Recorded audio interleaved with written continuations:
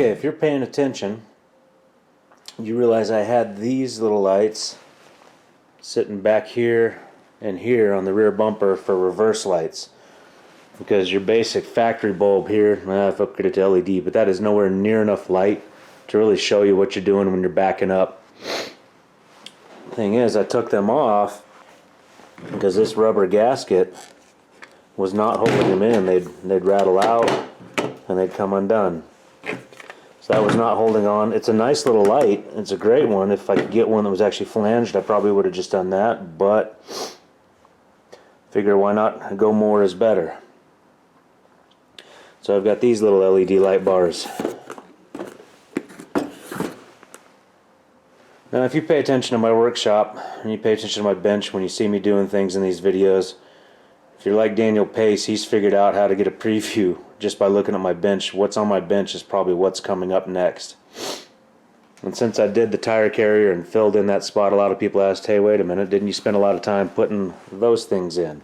Yeah, I did. But I'm going to do something different now.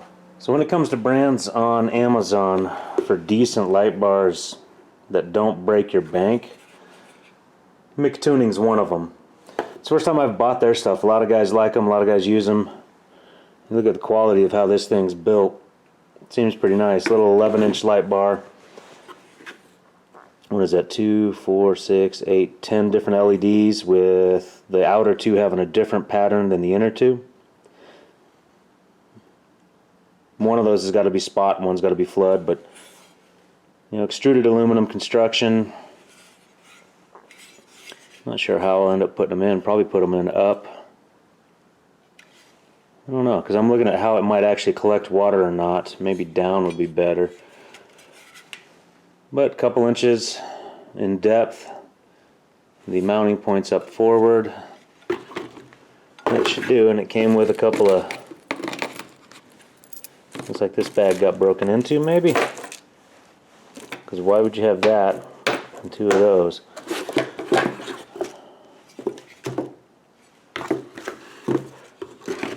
Besides the fact I see no mounting legs. I don't know if this was a...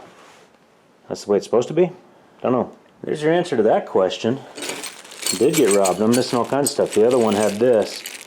So it's got two different size brackets. Shoot, that would have made my life a lot easier if the other one had it. Any which way, I was going to cut my holes and do tabs anyway, so without theirs I should be alright.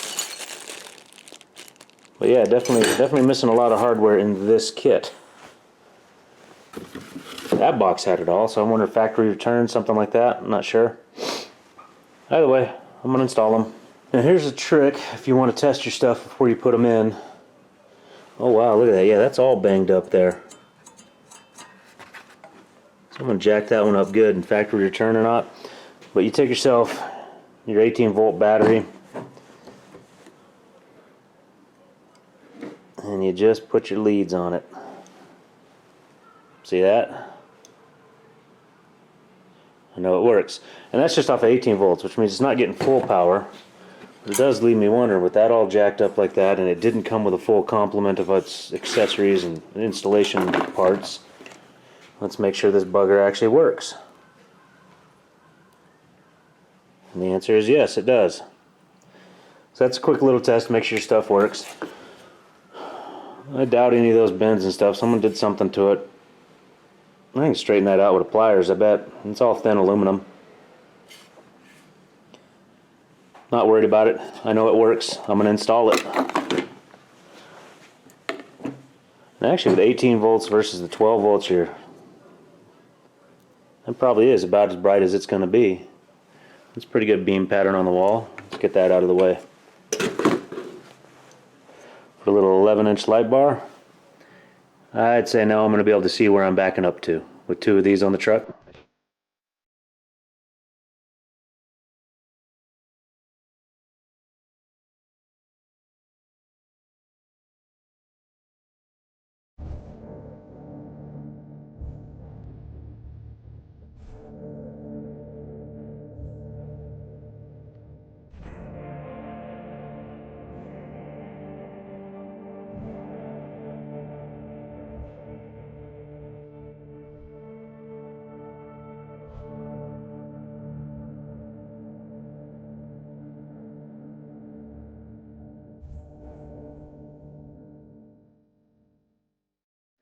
You know, I like things that are on dual plane. That's nice and hot. But this 1/8 inch bent C channel, I like it for tabs, because now you're actually getting a little bit of side structure, a little bit of gusseting out of one piece of steel. So 4 2-inch pieces, that'll get me what I need for the holes there. Now I just need to decide exactly where the hole needs.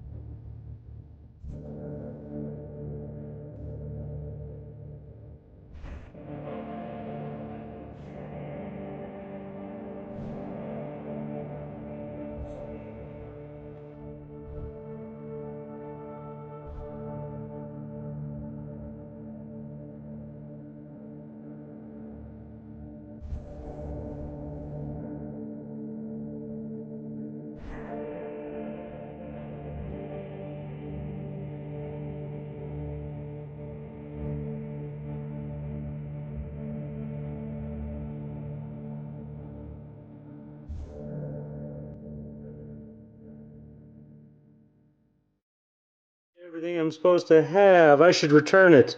No. It gave me enough. Same thread hardware, just cut it down. Now I've got what I need. Now I can install it. Don't waste time with stuff like that when you can actually fix it yourself.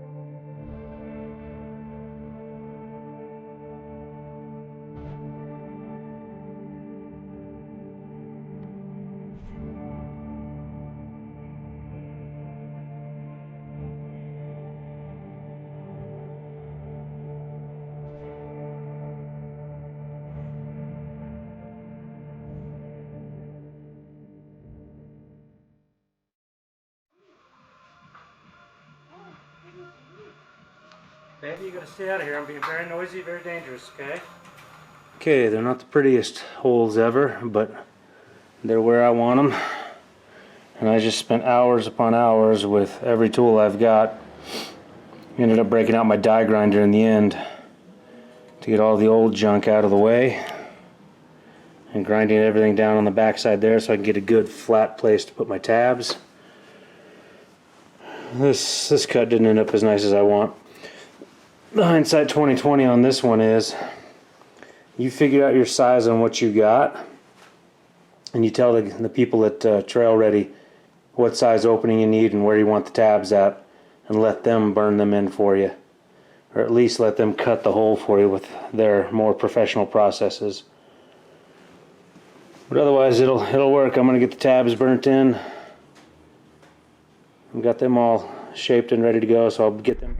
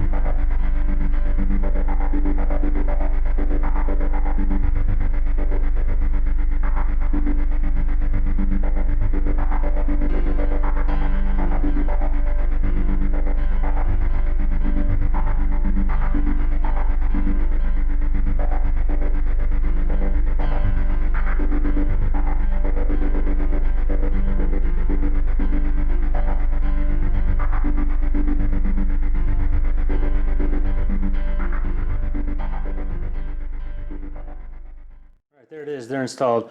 For now I just hit it with some black Rust-Oleum because, hey, I'm out of bed liner stuff anyway. Well, that's fine, because in the spring is when I really want to finish the real coating of these. Just need to wire them up now, and then we can do a demonstration of how bright they are at night. I would expect they'd be pretty good because they're mic tuning, and it's much higher quality than what I had in there before. The only thing that kind of bothers me is this side here took a dive down. Remedy for that is I'll have to pull it back out, and I'll have to drill that hole larger so I can raise it up and make it actually look square in the hole. But otherwise, yeah, there's what I wanted. A couple of good miniature light bars in there to give me some good backup light. So yeah, let's get to wiring. So here's a little kit I went and bought a couple projects ago. I haven't really shown it before, but you get in the factory style waterproof sealed connections. And I like these because if I ever wanted to switch these lights out for something different, or one broke or whatever, and it's just the simple fact of reusing this end. It comes with a nice little metal end pieces for it, both male and female. You can see there's nothing inside there, so you assemble it all yourself. But it has all of the little gaskets and weather guards and all that kind of stuff, so it should keep water out of there. And it's kind of important when you're on the rear bumper, right behind the rear tires. So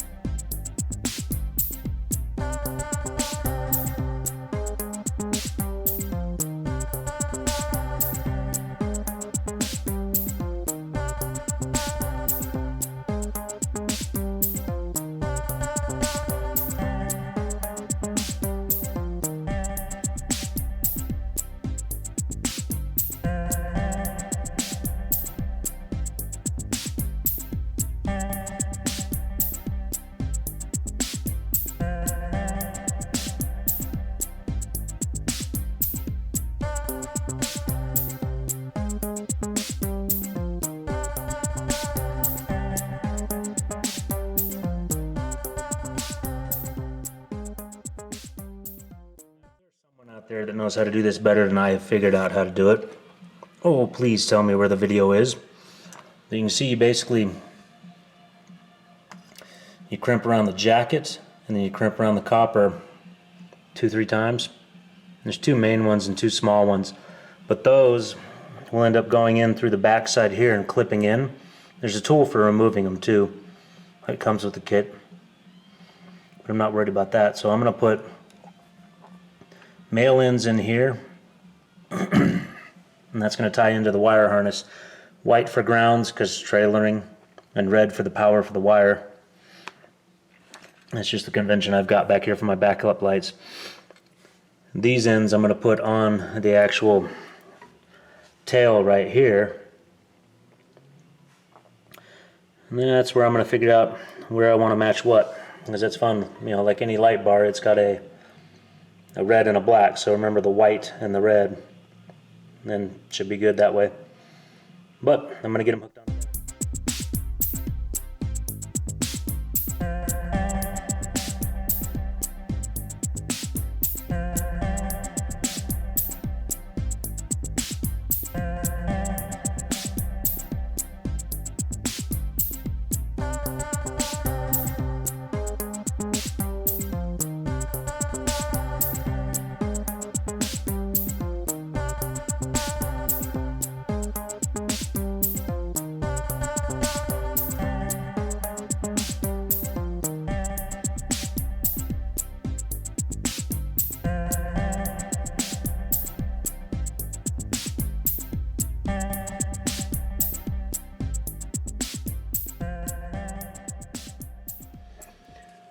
Okay, what I figured is each one of these cradles goes on the back side of where you're trying to crimp. You see those little tabs in there? Those try to fold in on each other and give you that factory style crimp. So what I figured with this, lay it in the number 2 slot,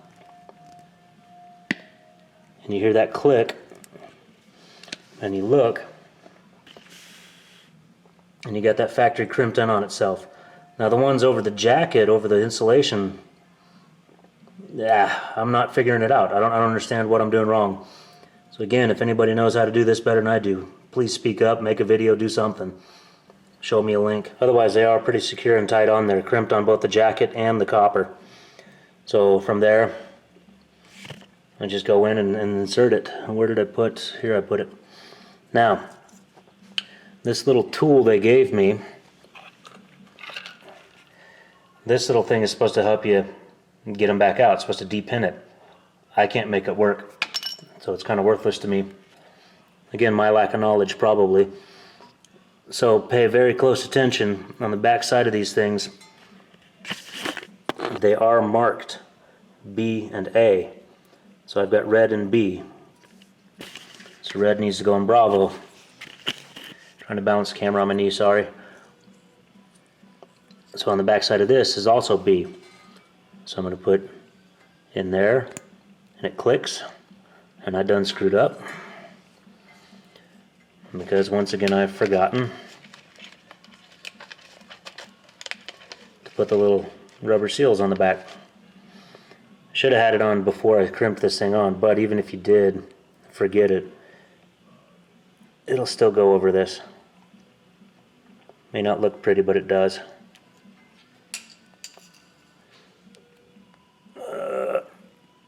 Get it past that jacket. So you can still get it on. Well, let's see.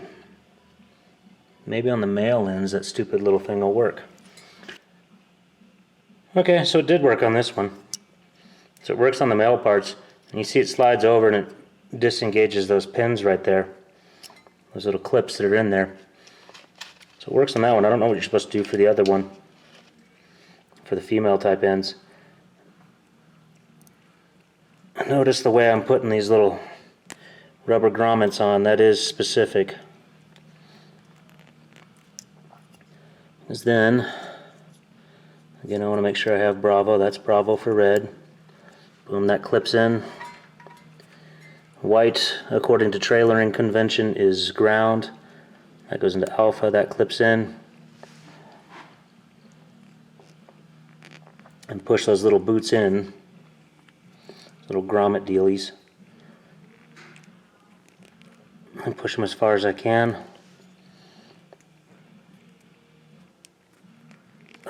Still checking that things in there look good. And boom, locked down. Now it's a lot like a factory one.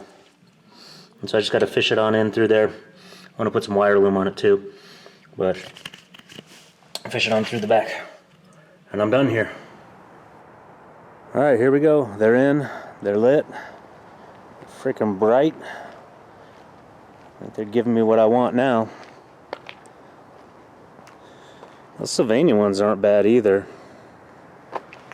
But a couple of mini Lightbars. It's kind of a good spot pattern behind. One of the things I think I'm missing is anything here to the side. You see how dark it gets out here. I'll have to think about how to handle that. Because I do have underneath there's the rock light, but it doesn't seem to be enough. I think I want more light out here than I'm getting. But there it is. That right there is the solution I should have done from the get-go when I ordered the bumper from TrailReady. I should have told them, should have got these light bars and told them what size they were and had them cut the holes in it for it from the factory. Would have saved some time. So if you're considering one of these bumpers, that's something I would suggest you do. So yeah, the saga continues on updating and upgrading my TrailReady rear bumper. It's not done yet. I've still got more I want to do to it. Stay tuned to see what else comes next. If you come this far, appreciate you watching. Hope this does you some good as you're considering how to do yours. This technique itself could be used in a stock bumper too. As long as you're talking a non-chrome one, I would think. But yeah, appreciate you watching. We'll catch you on the next one.